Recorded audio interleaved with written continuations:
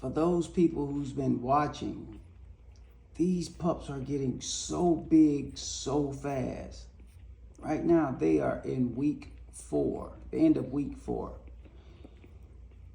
And they are huge. I remember when I can hold them in the palm of my hand. They are getting so big so fast.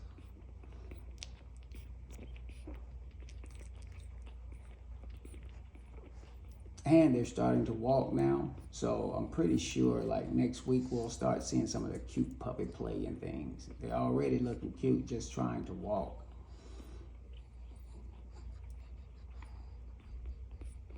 And you see that time has been nice to T-Bone. He's able to actually come around and without Nancy fighting her.